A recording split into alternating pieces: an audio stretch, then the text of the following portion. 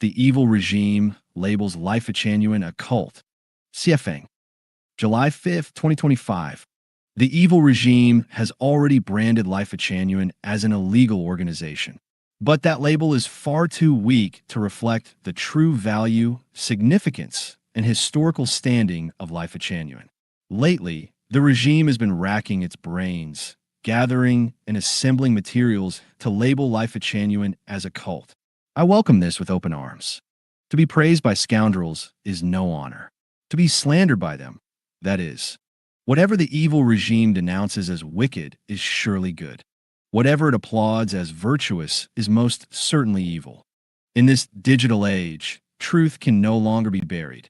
The whole world knows. Anything that dares to oppose your unjust laws is swiftly labeled an illegal organization or a cult. To borrow a Buddhist phrase, a cult that is not a cult. Thus, it is called a cult. I once asked a police officer, "Why do you say Life Genuine is illegal?" He answered, "Because it isn't registered with the government." So I asked him, was the Communist Party registered with the government when it was founded? Did it notify the authorities before meeting on Nanhu Lake in Jiaxing? He had no answer. If the evil regime were ever to praise or support Life Genuine, that would be the end of us. It would mean we'd become complicit with their wickedness. History would nail Life Genuine to the pillar of disgrace. But if, on the eve of the regime's collapse and disintegration, they persecute us and brand us a cult, then that is a badge of honor. It will stand as clear proof that Life Genuine shares no fellowship with tyranny.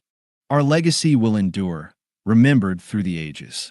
Many police officers warned Chanyuan Celestials. CFA is scamming people for money and sex. Scamming for money? Please. You could deceive the ignorant and fool a few gullible souls. But you can't fool the Chanyuan Celestials. They are witnesses. Not only have I never taken a single coin from them, I poured my entire life savings into this cause. I lived, ate, and worked side by side with everyone. I spent over 8 years abroad, supporting myself with my own hands. I never touched a cent of the Celestials' contributions. In fact, I earned money for the community. Just last month, I earned the equivalent of 120,000 yuan, roughly $22,000 Canadian dollars, by scrubbing toilets. Every cent went to the collective account. As for seduction, well, that I can't deny. I've always been a man of passion. I affectionately called the women in our community my sisters-in-law and often joked, brother-in-law and sister-in-law. May they live joyfully for a lifetime. But precisely to protect the dignity and safety of these women, I established one of our core values. Heaven and earth reversed. Female celestials are supreme. From that day forward, no man in our community has dared to harass a woman. From that day forward, our women were completely freed from housework. They lived joyfully, freely, with dignity and delight. So did I seduce the women? Or did the women seduce me? It's just like Zhou Yu striking Huang Gai. One is willing to strike, the other is willing to take it. What business is that of the police? Evil regime, hurry up and label Life Genuine a cult, or I fear you'll croak too soon and rob me of the glory and honor such a title brings. Look askance at those in power. Series on Resisting Tyranny, Part 1, CFA. July 4th, 2025. Nobel laureate in economics Friedrich Hayek once said, "A person who is willing to give up freedom in exchange for security will eventually lose both freedom and security. To gain freedom, security, and dignity, we must rise up against any tyrannical regime that robs the people of these very things. To resist evil governance, we must walk 64 steps. Let us begin, step by step, toward freedom, toward a world united as one family, toward the kingdom of the greatest creator. Step 1. Look askance at those in power, the ones who most deeply and mercilessly oppress the people, while remaining untouchable, are the power holders at every level. These officials eat the people's food, yet turn around to crush them. No matter which level of power they occupy, 99% of them are not good people. They are lice, scorpions, bedbugs, leeches, and horseflies clinging to the heads of the people.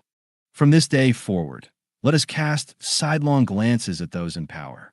Let us call all power holders, from the lowest to the highest, blood-sucking parasites and cowardly scum. What should we do?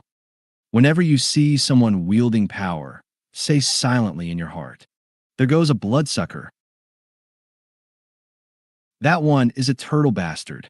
Let us stand together and sweep every villain who oppresses the people into the pits of hell. Resisting Tyranny. Part 2.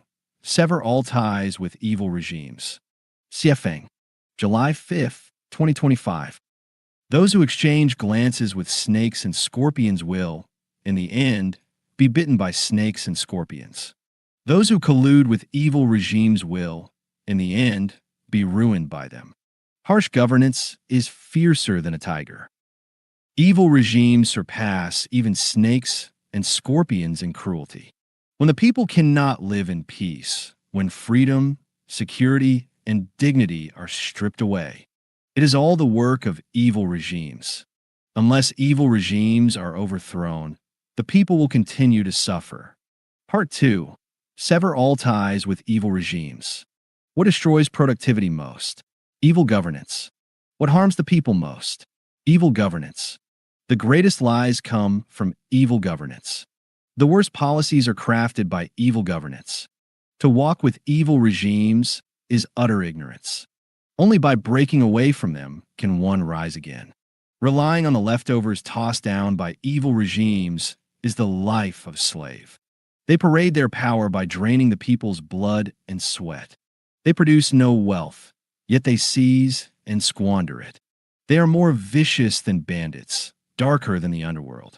Hold not the slightest illusion toward evil governance. Only by cutting all ties can one live as a true human being. How do we sever all ties? From now on, do not sing praises for evil regimes. The stronger an evil regime becomes, the more its people suffer. The more the people suffer, the more those in power profit and entrench themselves. Go in the opposite direction. What evil regimes condemn as illegal is likely the true path. What they call a cult is often the righteous teaching. Whatever they oppose, we must support. Whatever they support, we must resist. What they glorify is surely corrupt. What they persecute is what the people must protect. Despise those who serve as mouthpieces for evil regimes, those foolish accomplices who sing songs of praise for power. The most ignorant, base, shameless, hateful, and pitiful people under heaven are those who flatter evil rule and cling to its power. Those who shout, "We are leading the world. Look how mighty our country is." Japan is trembling. America is collapsing. How shameless, how laughable, how blind and ignorant they are. They deserve only our contempt. There's a form of evil called the banality of evil. It arises from the average, the ordinary, the mediocre, those who lack independent judgment and simply obey orders from above. They do not think for themselves. They're like vicious dogs. When the master says bite, they bite, earning just enough to keep their families from starving. They remain blindly loyal to the regime. Take certain police officers, for example. They are ordinary people, born of the common folk. Yet when carrying out orders from above, they act with ruthless obedience. They become tools used to harm others, groveling to the powerful, yet cruel toward the powerless. What they commit is the banality of evil. Therefore, sever all ties with evil governance, and beware lest you too fall into the trap of committing the banality of evil. Resisting Tyranny, Part 3. Eliminate Interfere. CFA. July 5th, 2025. The foundation and fertile ground on which evil regimes survive and run rampant is the fear of the people. By wielding guns, knives, and pens, evil regimes incite thugs, gangsters, bandits, and scoundrels, both inside and outside the system, to rule the people through fear.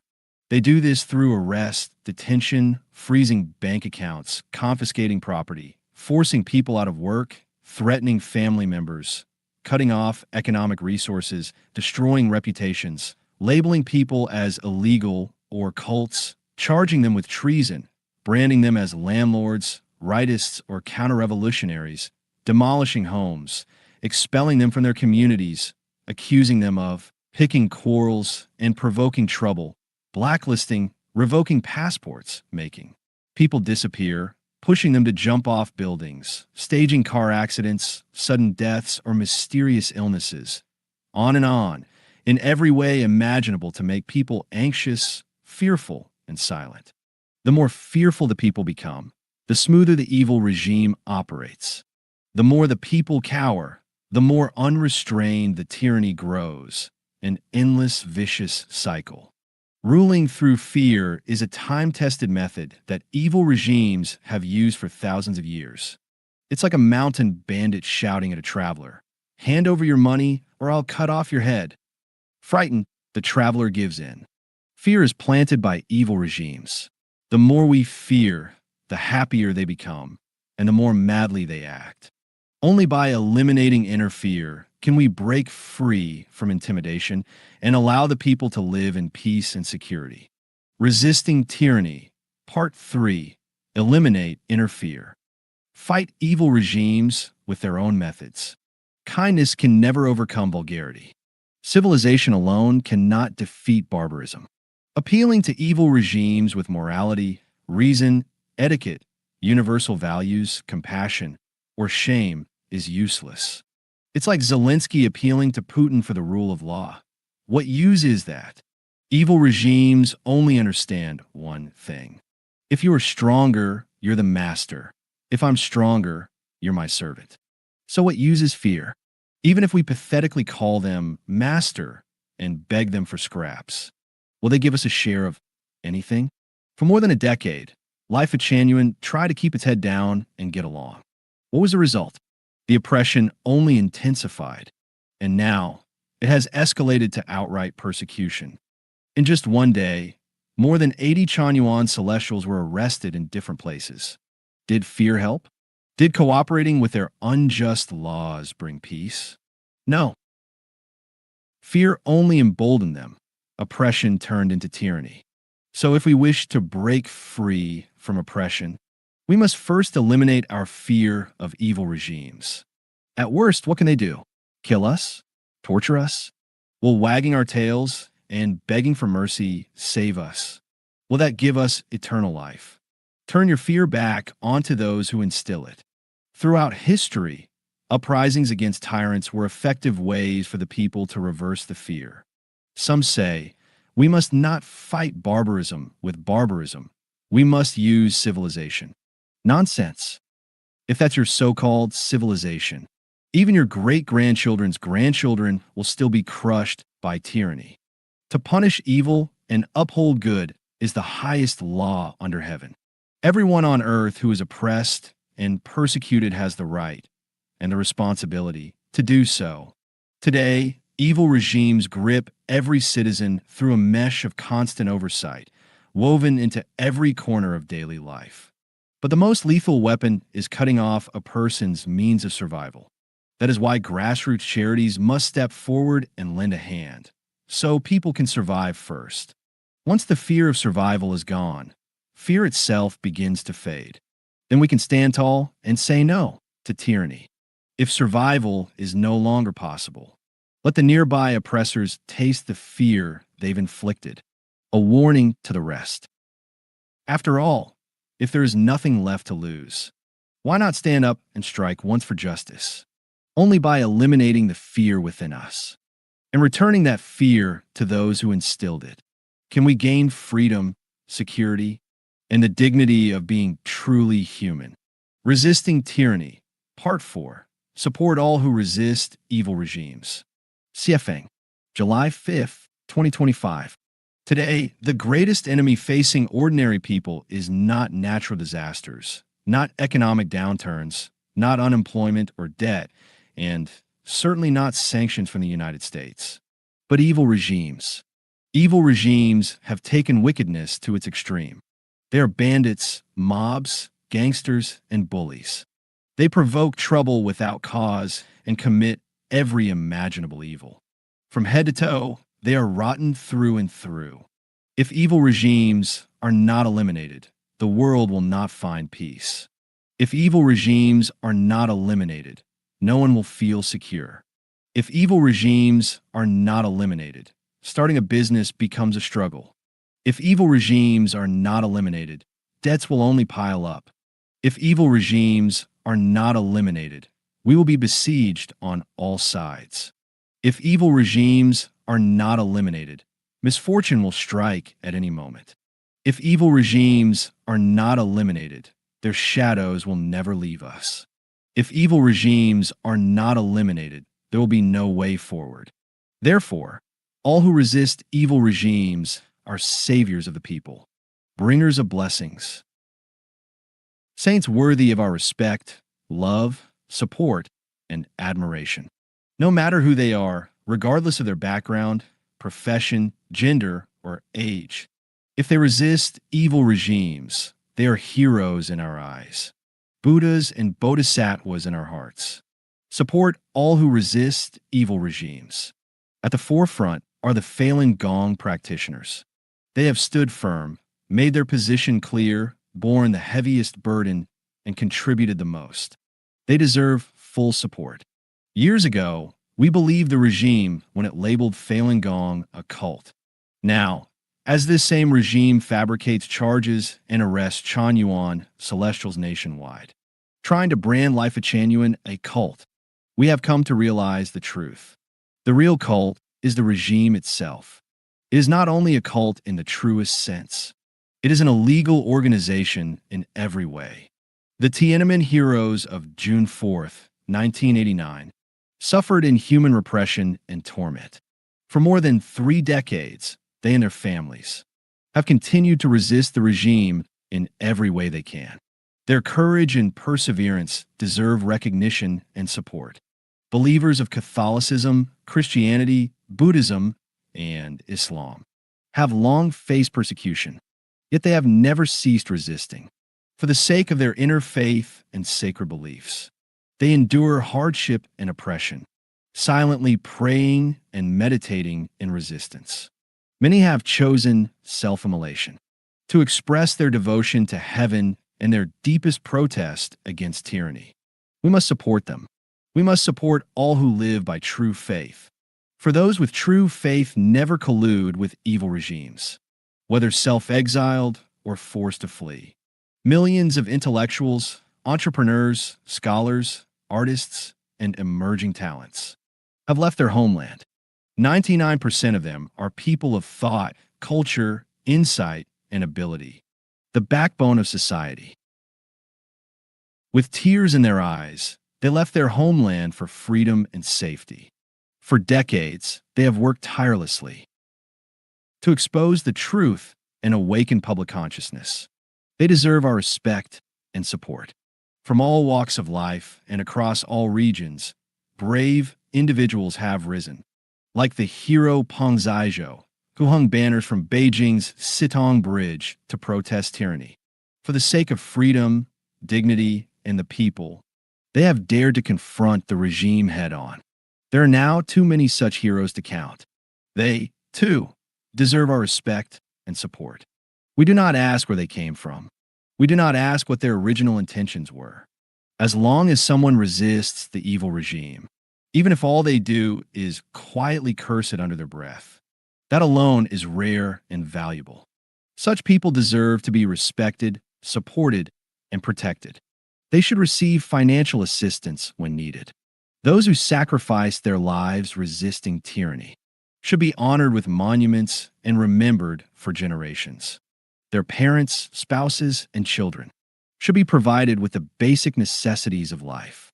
Those left disabled in the struggle against tyranny should be supported for life by the entire nation, for the sake of safety, for the sake of freedom, for the people's right to live in peace, and for the dignity of humanity. We salute all who resist evil regimes. Resisting Tyranny, Part 5. Make a record of evil regimes. Siefeng, July 6, 2025. Appealing to the conscience of those without conscience is futile. Hoping an evil regime will suddenly grow a conscience is like trying to catch fish by climbing a tree. When a wolf devours a sheep, it feels satisfaction.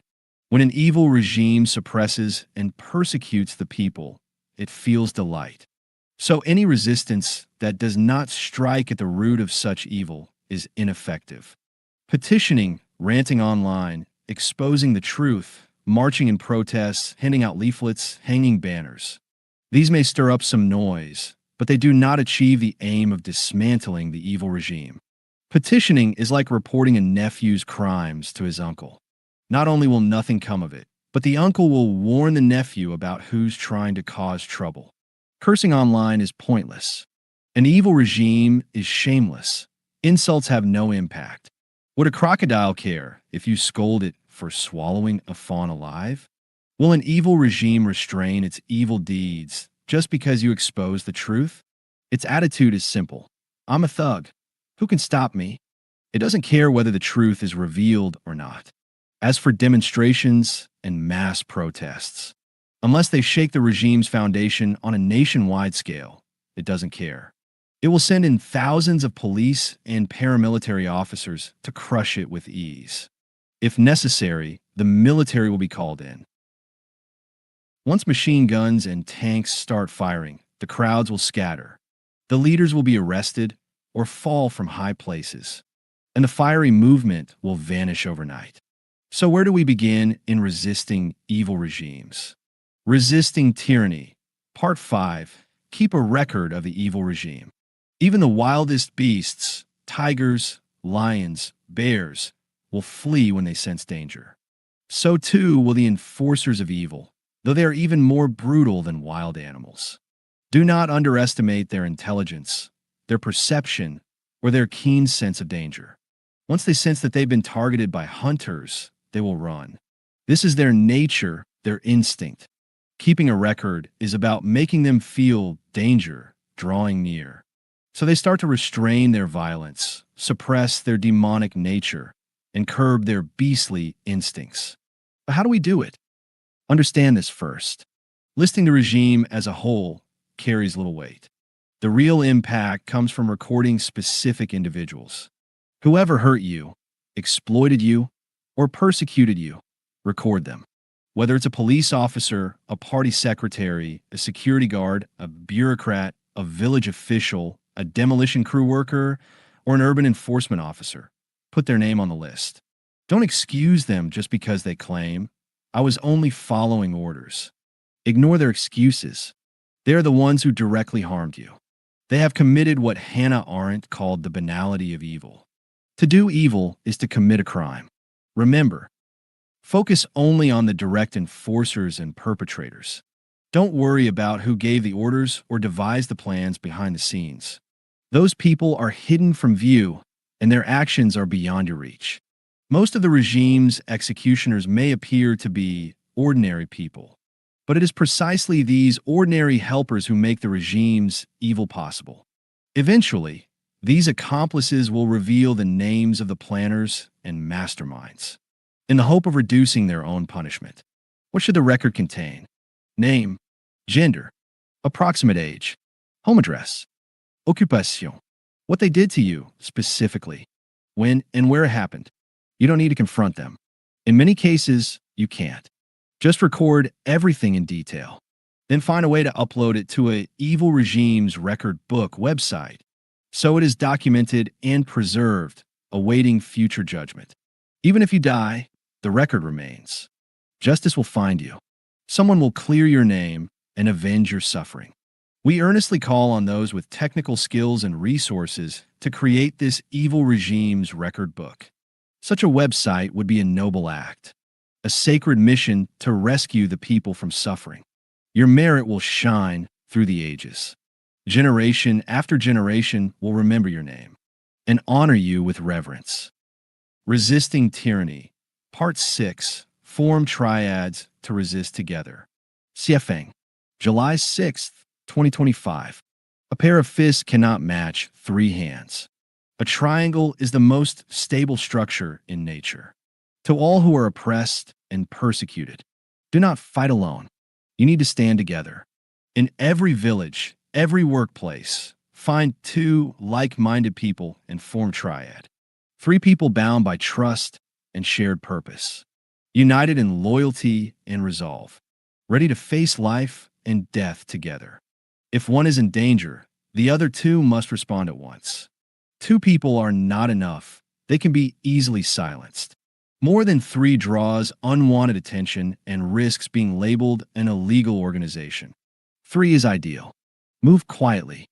No weapons, no shouting. Three people talking, eating, or drinking together seems ordinary, harmless, and gives no reason for suspicion. But when thousands, tens of thousands, even millions of such triads silently form, they will become a tidal wave strong enough to drown the evil regime. Resisting Tyranny, Part 6. Form triads to resist together. Find those near you who have also suffered under the regime. Form a triad, not for any other reason, but for justice and retribution. Support each other. Form a 1 plus 1 plus 1 is equal to 1 alliance, like a small NATO.